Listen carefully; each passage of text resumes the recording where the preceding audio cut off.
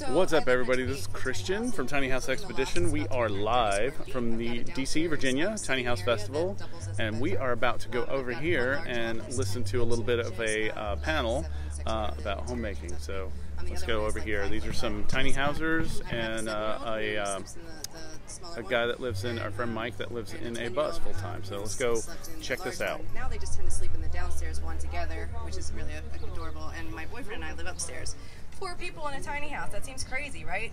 But that's the beauty of living in community. There's several buildings there. There's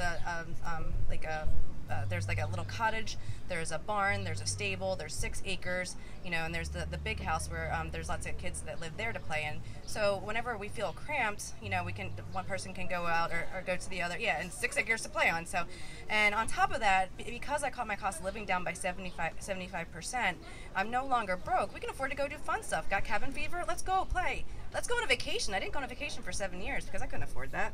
So now we go on vacation several times a year. So while we have given up some space, which I don't feel like we have at all, I don't miss it at all, although my 13-year-old is starting to disagree. But that's mostly because I share custody with her father, and he lives in a very, very large house and she practically has her own like floor there. So she comes back to this 10-foot loft, and she's like, and a sister that she likes maybe 5% of the time and then fights with the rest of the time. So for her, it's starting to feel a little bit tight. But she's also 13, and every day she's finding that she's a different person, and she's trying to find out who she is. So it's an interesting thing for her. But she does love, like for the first time ever, when we first moved into the tiny house, on her birthday, we cut school. And we went, and I said, you've got a $200 budget. We're going to do anything you want for your birthday. So whatever we spend on experience, if there's anything left over, you can pick out a present. That's not anything I was able to provide for her after I got a divorce. It was way too, even when I was married, you know, making ends meet was tough. So doing it on my own was really difficult. So, you know, again, you're giving up a little bit of space, but you're getting so much out of it, especially when you're doing it with other people, because then you can collectivize the items that you're sharing and maximize your experiences. I have a very interesting situation. I don't own any land, and I'm not technically renting any residential land. I have a workshop that I rent. So my tools and lumber and everything's in there, and I park outside my workshop because my house is still under construction, so everything is appropriate. I'm probably not supposed to be living in it, but nobody cares. But what's really cool about that is I built a little patio outside my house, and I have cookouts. I have friends over all the time. My neighbor, we kind of co-parent a dog, and so I haven't really felt like I gave up anything but my TV, and I watch that on my laptop anyway.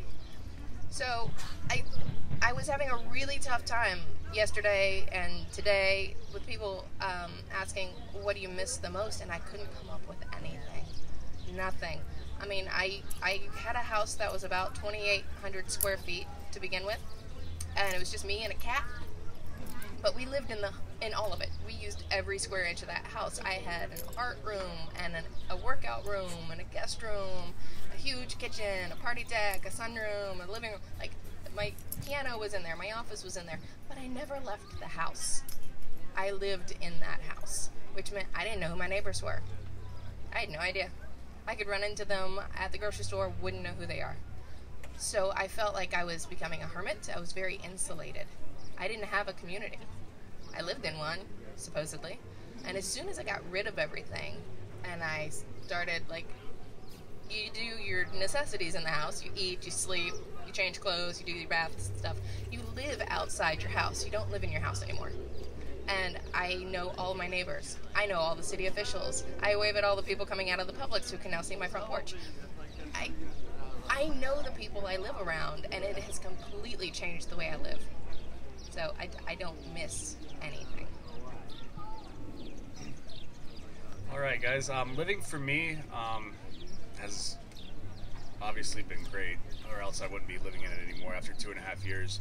One of the main goals that I was after, the whole reason for me doing this was I was after the lifestyle, not having to do the grind, wake up when 9 to 5, and keep on grinding away when I thought it was pointless. But I enjoy it.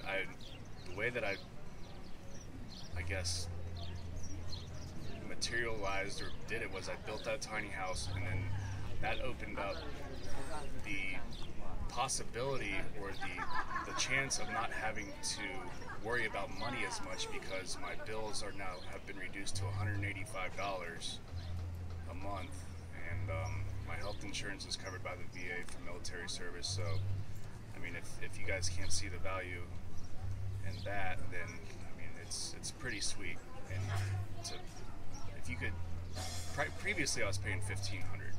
So if that can give you a little bit of balance of what before and after, you know, and how that would affect your lifestyle, then you're on it. You got it. Just another cost comparison. The big house that I was in, it was $1,300 a month, plus utilities, plus cable, plus internet, plus everything. My house, I rent the workshop. That's $200 a month, and I don't pay for any other utilities except my cell phone. So I think my bills are rough. They're under $300 a month. Everything else is bonus. It's food, which is why I have so much food in my house.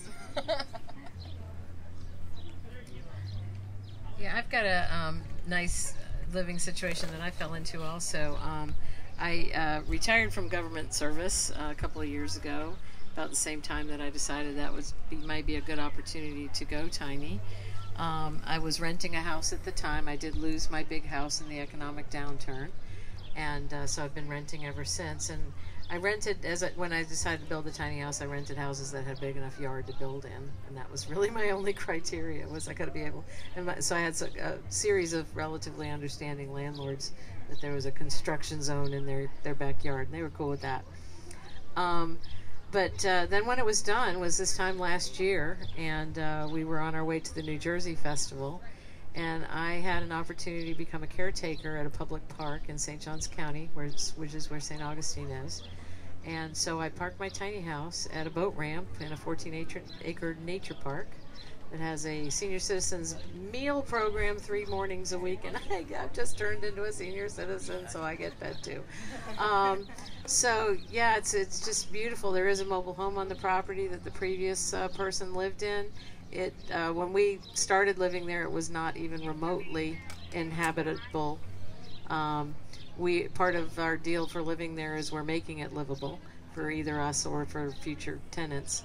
But my house hasn't been on the property for the last 6 weeks. It's been up here doing advertising, and I've missed it very, very much. I've been living in that mobile home, and it just not happy. Don't like it. Very happy that next week my house will be back home again, and I'll be back home. But yeah, I'm really lucky the opportunity we had to be caretakers on this park. So I'm a little different in terms of I guess living. I travel full time in my home, so I don't have a property. I don't really have necessarily like a home base. I originally came from New Jersey. My parents are still there, so I guess I pop by there to say hi. But besides that, I'm continually traveling. I live on public lands and national forests, BLM lands. Just kind of pop around the whole country, move with the seasons type style, which is a little bit different maybe than a lot of people are in tiny homes. So you'll find me, anywhere from next week I'll be in Canada, and then I think I'm coming back east eventually. I'm not too sure. But it's a little bit of a different type of lifestyle, and that's kind of what I was going for with why I'm in a school bus rather than maybe some other type of more less mobile structures, or once or twice type move type situations. And with that, I did that on purpose though, because for me, traveling was something I really wanted to do. I felt as though previously to living in a school bus, I was in graduate school, I was in an apartment style type thing, whatnot, and it really restricted me to being able to travel the way that I wanted to, and to really see the rest of the country and the rest of North America. And coming out of college, I still have student loans. I still have the debts of that, which probably a lot of us would have at some point in our lives. And that's so restrictive to being able to go after our dreams and do what we want. So essentially what I did was I realized that, student loans are essentially, another rent payment or another mortgage payment.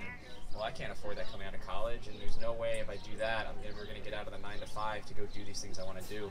So the option for me was to go tiny, to be able to lower all of my expenses and essentially be able to do these travels. I've now traveled all over North America. I've been to every state but Hawaii. I've been up to Alaska, all through Canada, and just traveling in my bus. And I'm only able to afford that, which sounds crazy, but I'm able to afford it because I don't have all those expenses that go along with, renting and first and last, or owning a home and property taxes and all these things, and cable and we were listing. So I've gotten my bills down essentially to gas, which I think is a choice. I choose to put gas in. I don't have to drive 3,000 miles this month.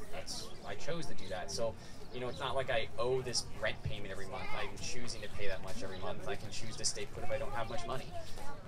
And in terms of living in the school bus, all I have is my motorhome insurance, and I have my registration every year, and that's all I really owe on it. I own it outright. I worked and paid for it in cash as I went. So that's my home. That's my asset. I don't owe anyone for it. All I gotta do is pay my insurance once a year, and I pay my registration once a year, and that's it. Besides that, I have my cell phone bill, which I use for internet. A jetpack system because I work online, so I have data on the road. I have my student loans, and I'm still well under $1,000 a month with all that. Not well under, but close to under $1,000 a month, which really is, we're talking, I need $12,000 a year to live and travel every state in America. I'm not complaining here. That's a great advantage to what I wanted to do and what my goals were. And a lot of times people always send me emails and their stuff and how do you possibly fill your gas tank, or how do you travel so much? And it's not a matter of how do I make so much, it's a matter of how did I save so much. I don't make a lot of money, but I also don't put that as the forefront of what I need. I don't want to make a lot of money because I don't want to work 80 hours a week at a job and never be able to go see the Grand Tetons, or never get to go to Alaska and just go spend some time up there. I'd rather put those travels ahead of working and lower all of my expenses to do that. And when student loans go away in the next 30 years for me, that I don't even know what would happen, because I'd probably be down in the $300 range or $200 range of living, because it's just not that expensive when you start getting rid of the $100 cable bill and the $100 telephone bill. They just start adding up. Also, I don't have a truck or anything. All I have is that bus, so I don't have a car payment or auto insurance or anything like that. I don't have to fill that with gas. It's just the bus. So, I don't know what that looks like for you guys in terms of expenses, if that adds an expense to you. But for me, I don't have those. So that also frees me up in terms of responsibilities. That is all I have to worry about. If that engine turns on, I'm going tomorrow. If it doesn't turn on, I'm staying here, I guess. That's all I have to worry about. I don't have to worry about anything else than that vehicle. What's kind of funny, and I am definitely the senior citizen on this group, he's living my retirement plan. Okay? That living tiny really originally was going to be an RV or an Airstream, but that's always been my retirement plan. And it is what's kind of cool. He touched a little bit on the boondocking and living free in places. That was something I had always planned to do, and where I am now is sort of an extension of that. But the national parks and the state park have volunteer programs. If you volunteer 20 hours a week, you get free hookup. And they are tiny friendly. I've camped and parked at a lot of state and national parks now. And some of them have actually started inviting me to come because of the house and because I dress up and interpret. And so as I ease on into a full retirement, I'm pretty confident that I'm going to have really, really beautiful places to park and live and interpret. And I will definitely become a snowbird, because I'll do Key West in February and I will do Maine in the summer. So that kind of stuff. And definitely got a couple of Grand Canyon years in there. But it's cool. It does give you a whole lot of flexibility that you might not have thought about before as well. And I did build this one to be pretty mobile. I didn't do it just to be on the other side of code enforcement or something like that. I did build it with travel in mind. I just wanted to add one thing to add to the expenses that we're going on, everybody. So that's some of the information you guys will be getting when you come to something like the DC Virginia Tiny House Festival. So more to come. We're going to do some more live broadcasts, so you guys stay tuned and keep it tiny.